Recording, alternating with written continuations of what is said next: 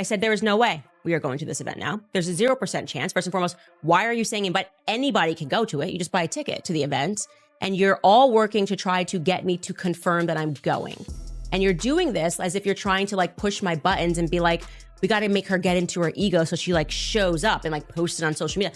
Nope, actually, while I'm attacking the feds, maybe not going to a public event, which the feds are organizing, is probably a very good idea. I'm good. You know what I'm gonna do? I'm gonna listen to Power on my headphones and go see Ye. How's that for a memorial for Charlie Kirk? That feels like the right thing for me to do right now. Oh, it looks like Candace Owens might have been onto something all along, because Jaguar Wright just backed up much of what Candace has been saying about Charlie Kirk's suspicious death. No cap. Candace has insisted from the start that something was off, and now Jaguar is stepping in with claims that make the whole thing smell rotten. Jaguar isn't the type to play games, and from the sound of it, she's gearing up to name names and call out everyone who may have had a hand in this. This is about to get messy and loud, so buckle up. We're diving into every wild detail she's dropping. When it comes to Charlie, she's been talking openly about a massive cover-up brewing behind the scenes. Candace Owens has been pushing hard for federal transparency, and people took notice when the FBI swooped in and took the lead from local police. The Bureau released a statement saying that Salt Lake City special agents and personnel responded immediately, with full resources on deck, from tactical teams to intelligence units, and that the FBI would support and co-lead the investigation with local partners. At the time, most people thought the FBI stepping in was just standard protocol. Charlie was a public figure with powerful ties, and the nature of the crime practically guaranteed federal involvement. So when Candace wouldn't let it go, plenty of folks brushed her off as being dramatic. But then she dropped a bomb on Twitter. The feds immediately interjected and took over the case from local police departments. If they had wanted to catch Charlie's killer, they would have immediately publicized all pictures and videos, and the internet would have solved it in minutes. The desire was never there. She didn't stop there. Candace went further, accusing the feds of a massive cover-up and insisting that more people were involved, and that the public deserves to know exactly who. She's even suggesting that several schools are tied to a Discord chat, claiming there's an entire underground scene at play and demanding to know who's running it. She also accused federal agents of tampering with the investigation. Retweeting this statement, "I guarantee the FBI was in that Discord server, and that's why we won't get it before it's been scrubbed." Those are explosive claims, and she frames them as proof the case was compromised. Critics, however, call her an attention seeker, a clout chaser, even a conspiracy theorist, because to many people it all sounds far-fetched. Still, she keeps pointing to Charlie's close ties to powerful figures and hinting at a connection with the FBI director, asking outright, why would they botch an investigation if they weren't covering something up? Not getting all the information. It's clear something's off here. The first person, the old man, I don't even know why he was grabbed, but he was grabbed and his picture was fondled out. And then there was someone else who was a person of interest, and that didn't work. And then we got this guy.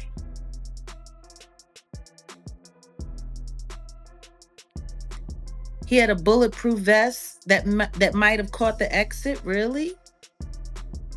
That's interesting. That's definitely an interesting point of view. But what kind of bulletproof vest are you talking about?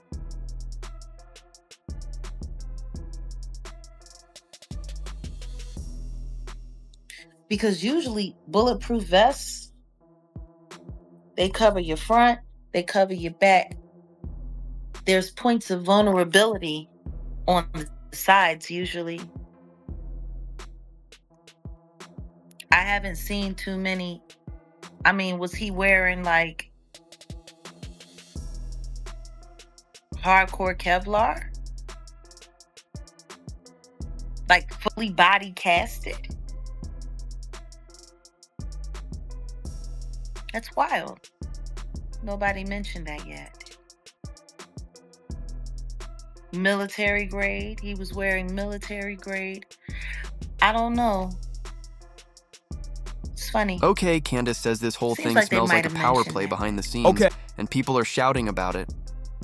She's careful not to claim it as gospel, but she's been loud about the theory. Maybe this wasn't random. Maybe bigger players were involved. That's why, she says, the story keeps getting weirder. I'm not saying it's true or false, just laying out what Candace and others are claiming so you can judge for yourself. According to her, just weeks before Charlie died, he'd run into trouble with some billionaires who allegedly put pressure on him and even threatened him. She says Charlie was beefing with heavy hitters whose money he'd taken. And the stress was real. Now she's warning that the next 2 weeks will spill receipts, that messages will leak, and that the movement Charlie built might roar back to life. She even retweeted a post claiming Charlie was about to lose his last big donor because he refused to ban Tucker Carlson from events. Suddenly, folks are dropping crocodile tears like it's a funeral. The heat, Candace insists, is on the billionaires, and she says they need to be exposed for what they are. But she didn't stop there. She kept calling the FBI shady and acting as though someone is covering tracks. Reports say the Bureau hasn't ruled out that others might have helped radicalize or assist the alleged attacker. And sources say agents are digging deep into chat logs, dark web activity, and the suspect's connections. An FBI official has insisted they're focused on the radicalization angle, but Candace says the truth won't be hidden, buried, or classified. Tensions are rising, and she claims receipts could drop any minute. The public deserves answers, no stone left unturned, no excuses, she said, demanding to know who radicalized the attacker and insisting they be held accountable. She pushed back hard, snapping, "If they'd prefer to try another bogus narrative before my show, we'll be happy to shred that one too." Candace now suggests the FBI might be in cahoots with billionaires who allegedly took Charlie out, and by calling them out, she believes she's put a massive target on her own back. Fans were stunned when she skipped Charlie's memorial a few days ago, and even more shocked when she revealed she stayed away because she feared for her life. I want to even get into the whole thing with the GUN being dismantled, the guy jumping off of the roof without the, weapon. This whole thing looks fishy, and that's why I said I always say this. I say I rather get all the information first, then make a comment. But yeah, it's just real fishy. Of course, they say we have a right to question the validity of it, and it's got to pass the smell test. There's something wrong with all of this, and everyone is starting to pick it out piece by piece, thread by thread.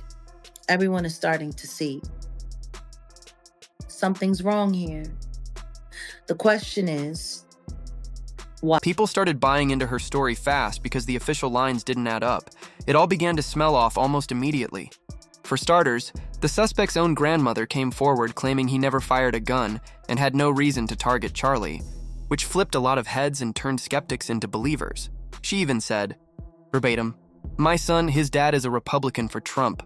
Most of my family members are Republicans. I don't know a single one who's a Democrat. I'm just so confused. I don't think he ever shot a gun. To tell you the truth, he doesn't hunt. He's never liked anything like that. I know he doesn't own any. There's just no way he could have been that good of a... There's no way he could be violent.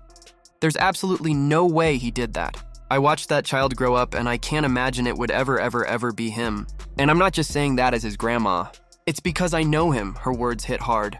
But what made things even shadier were the leaked texts the feds released. These so-called messages were supposedly between Tyler and his roommate, but they looked fake AF. In them, Tyler suddenly confessed, detailing how he killed Charlie with engraved bullets and even pointing out the exact spot where he left the weapon.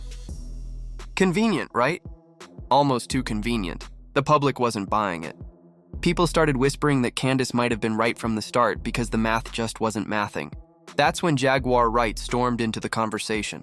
And trust me, she came in loud with receipts and energy, ready to spill more on her show.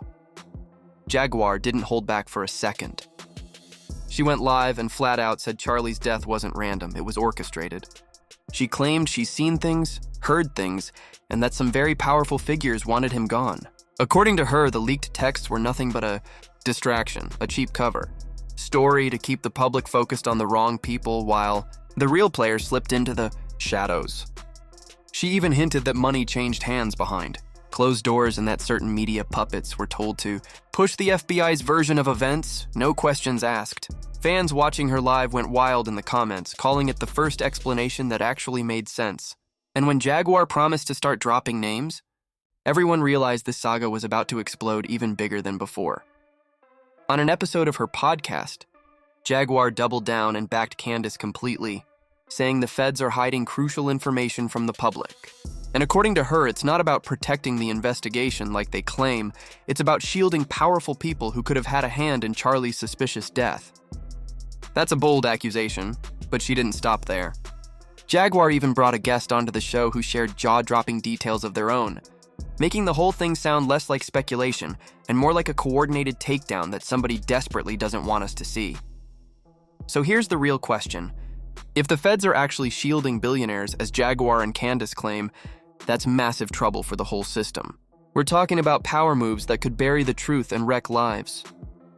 What do you think? Is this a full-blown conspiracy, or are Candace and Jaguar just hyping it up too hard? Drop your thoughts in the comments, smash the like button, hit subscribe, and share this video. See you on the next one.